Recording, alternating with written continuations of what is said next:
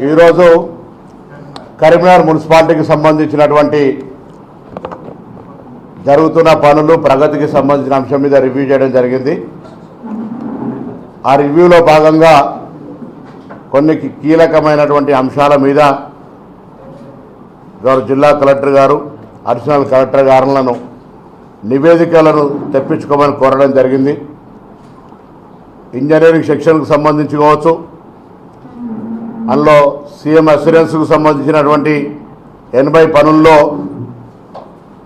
జరిగినటువంటి పనులకు సంబంధించినటువంటి కావచ్చు, ఇంకా ప్రారంభం కాని పనులకు సంబంధించి కావచ్చు, ఒకటే పని కింద వర్క్స్ లిస్టు లేకుండా 37 కోట్ల ప్రతిపాదనలు చేసినటువంటి అంశం కావచ్చు, ఇటువంటి అన్ని అంశాల మీద క్షేత్రస్థాయి లోపల అసిస్టెంట్ ఎగ్జిక్యూటివ్ ఇంజనీర్స్ నుంచి అక్కడున్న పబ్లిక్ డిమాండ్ను, అక్కడ దానికి సంబంధించిన ఆవశ్యకతను అసిస్టెంట్ ఎగ్జిక్యూటివ్ ఇంజనీర్ స్థాయి నుంచి ఒక పేపర్ తీసుకొని దాని మీద ప్రాసెస్ చేసి కంప్లీట్గా ఇంజనీరింగ్ వర్క్ సంబంధించినటువంటి యాక్టివిటీని అబ్జర్వ్ చేయమని చెప్పడం జరిగింది.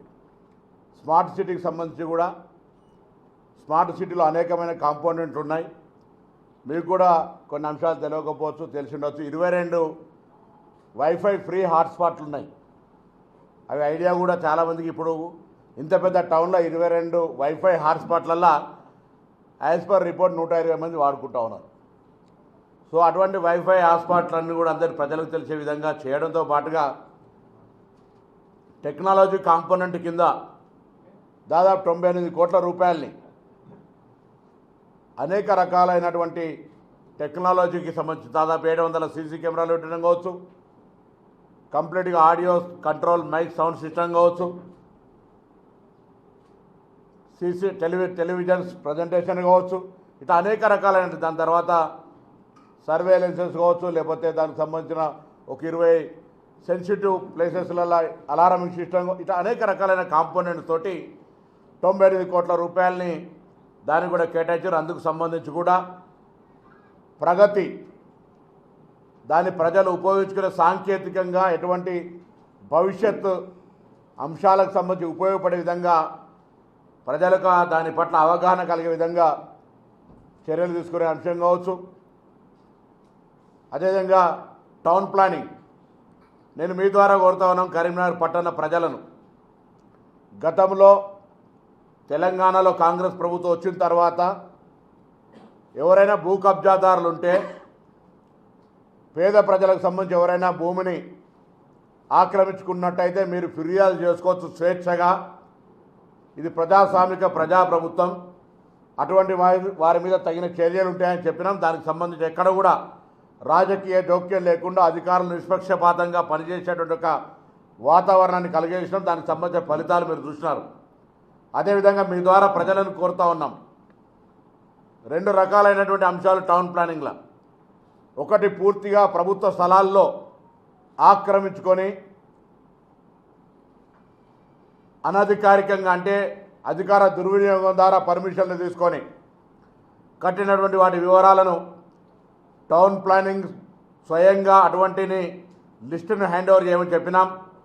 లేదా రెవెన్యూ శాఖ తరఫున ఆర్డీఓ గారిని కూడా కరీంనగర్ పట్టణంలో ఉన్నటువంటి ప్రభుత్వ స్థలాల లోపల ఎక్కడెక్కడ అటువంటి భవనాలు కట్టినారో వాటి వివరాలను కూడా స్పష్టంగా తీసుకోమని చెప్పినాం. వాటి మీద ఆ వివరాలను వచ్చిన తర్వాత ఒక సాంకేతికపరమైనటువంటి ల్యాండ్ గవర్నమెంట్ అనేటువంటి సర్టిఫికేషన్ రెవెన్యూ ద్వారా ఇది ఇల్లీగల్గా ఉంది, మున్సిపల్ పర్మిషన్ అనాథరైజ్గా తీసుకున్నారు, లేదా ల్యాండ్ డాక్యుమెంట్ బోగస్ చేసినారని వారి నుంచి కూడా క్లారిఫికేషన్ తీసుకున్నాక అటువంటి భవనాల మీద చర్య తీసుకోవడం కావచ్చు, అవన్నీ కూడా జరుగుతాయి. దాంతోపాటుగా ఎందుకంటే అనధికారికంగా అనుమతులు లేకుండా అక్రమంగా అవినీతికి పరంగా ఉండేటువంటి విధంగా కొన్ని భవన నిర్మాణాలు వచ్చినటువంటి ఫిర్యాదులు వచ్చిన దృష్ట్యా వాటి మీద సమగ్ర విచారణ చేయమని చెప్పి ప్రభుత్వం తరఫున జిల్లా అధికార యంత్రాంగాన్ని ఆదేశించడం జరిగింది. దాంతోపాటుగా శానిటేషన్ అనేటువంటి సంబంధించి ఉన్నటువంటి వెహికల్ మేనేజ్మెంట్ సిస్టమ్ కావచ్చు, దానికి సంబంధించినటువంటి ఉన్న ఇతరత్ర కాంపోనెంట్స్ కలెక్షన్ ఆఫ్ మెథడ్ కావచ్చు, అనేక రకాల అంశాలు ఉన్నాయి. దానికి సంబంధించి కూడా ప్రత్యేకించి గౌరవ జిల్లా కలెక్టర్ గారు వచ్చే వారం నుంచి ప్రతి వారం ఒక్కొక్క విభాగాన్ని, ఒక వారం శానిటరీ అయితే, ఒక వారం టౌన్ ప్లానింగ్, ఒక వారం ఇంజనీరింగ్, ఒక వారం రెవెన్యూ, ఇట్లా ప్రతి నెల ఒక్కొక్క వారానికి ఒక్కొక్క విభాగాన్ని సమీక్షించే విధంగా ఒక మ్యాండేటరీ ఒక ప్రొవిజన్స్ క్రియేట్ చేసుకోమని చెప్పడం జరుగుతోంది.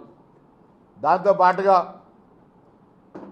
మున్సిపల్ జనరల్ ఫండ్స్ కావచ్చు, లేదా ఇతరత్ర జరుగుతున్నటువంటి పనుల్లో ఎక్కడైతే ఆ వర్క్స్ కంప్లీట్ అయ్యి రికార్డ్ అవుతూ ఉన్నాయో, పని చేసినటువంటి వాళ్ళు ప్రాధాన్యత రకంగా వాళ్ళ బిల్లు పొందలేకపోతూ ఉన్నారు.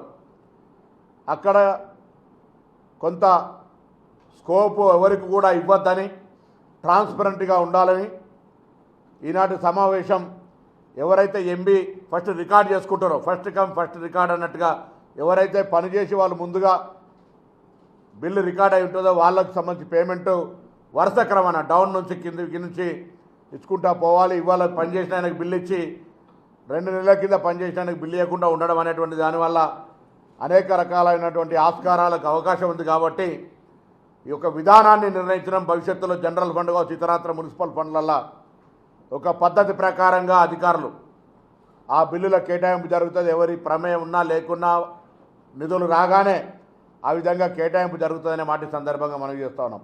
అసలైన తొలి వెలుగు. ఫాలో వాట్సాప్ @తొలి వెలుగు అఫీషియల్.